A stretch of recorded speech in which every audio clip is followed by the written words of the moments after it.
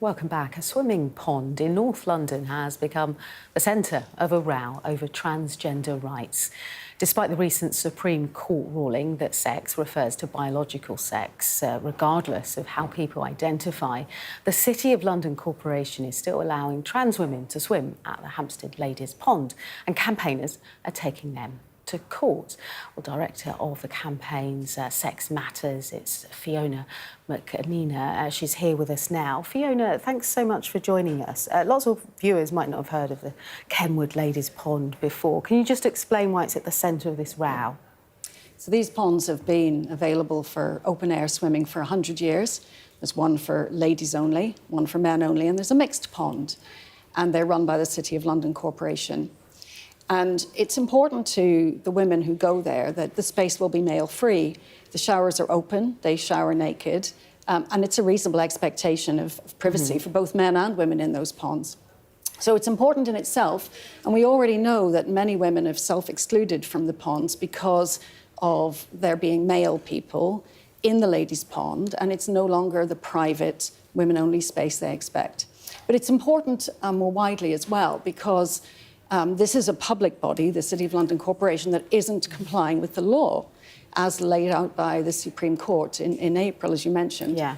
And so we want to show all public bodies, and indeed all organisations, the law of the land says if you want to offer a single-sex service, if you say it's only for one sex or the other, that's what it must be.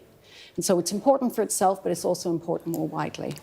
So if the courts agree with you, this won't just affect, a pond in North London. It could change rules in gyms, in hotels, yes, hospitals. Well, the court's already Is that agreed. the real battle for you here? Yes, absolutely. The court has already agreed. The Supreme Court agreed with, for Women Scotland back in April.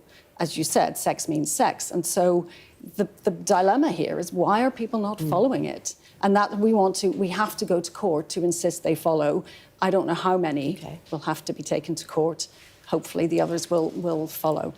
OK. Can I just put to you, we've got a statement from the City of London Corporation. They didn't want to put anyone up for interview, but they did provide a statement. I'll just read it out to you, get your response to this. They say, we recognise the sensitivity surrounding this debate and the complexities concerning... We just get it out the debate, and the complexities concerning access arrangements at Hampstead Heath swimming ponds. They go on to say, like many organisations, we have committed to a careful review of our access policies and will be engaging and consulting with users of the swimming ponds and other stakeholders later this year.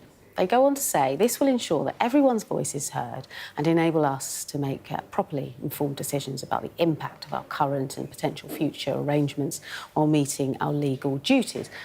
The current arrangements, which have been in place since 2019, will stay in effect during our engagement process. Our priority is to provide a safe and respectful environment for everyone. That's what they say, Fiona. Your response? Their legal duties are very clear.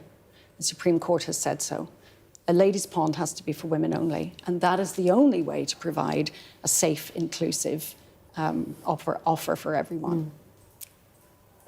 But there are people that say trans women also deserve a space to be. And if organisations are scratching their head around how to implement policy, that excludes, because London Corporation is saying they want to be inclusive. Yeah, they need to have somewhere for everyone. Fortunately, there's a mixed pond. There's also a men's pond where anyone male can go. So really, there's no problem of exclusion. The problem is that women who cannot or do not want to be in a mixed-sex space have nowhere to go now. Obviously, the park still is open. People are free to use that. And what are they? A handful of examples where people feel uncomfortable, but not the vast majority of people using the pond. Would that be a fair assessment? I think it's impossible to say, because what we know is that women who are uncomfortable finding themselves confronted by a naked male or observed by a man where they do not expect there to be anyone male will often not complain. They'll often just quietly leave. And we know that's been happening over the years since that policy's been in place. But it doesn't matter how many there are. It's a ladies' pond, and there are other options for other people. Do you feel, though, in this conversation that actually the government just need to come out and give a statement and give a steer rather than leaving it to the courts to make the decisions? Well, now that we've had the decision by the court, the government has said, the Prime Minister has said he welcomes that. We'd like to hear that rather more frequently and more often, and we'd like to see other ministers and indeed leaders of local authorities like the City of London Corporation also welcome it. All they need to do is comply with the ruling. I'm just wondering, when you were talking about the cases there, do you think that actually this isn't about safety and it's about principle? On the whole, what would you say it is? I would say all of those matter. I would say privacy, peace of mind, dignity. For some people, it's a religious belief that they shouldn't be in a mixed-sex space, certainly naked, which they have to do when we're showering after swimming. So everyone has their own reason. But the bottom line is we all recognise single-sex spaces have a place in our society, so that's what they need to be. OK, do come back once we've had the court ruling. It'd be great to get your thoughts there. That's Director of Campaigns at Sex Matters. It's Fiona McAnena. Thank you so much.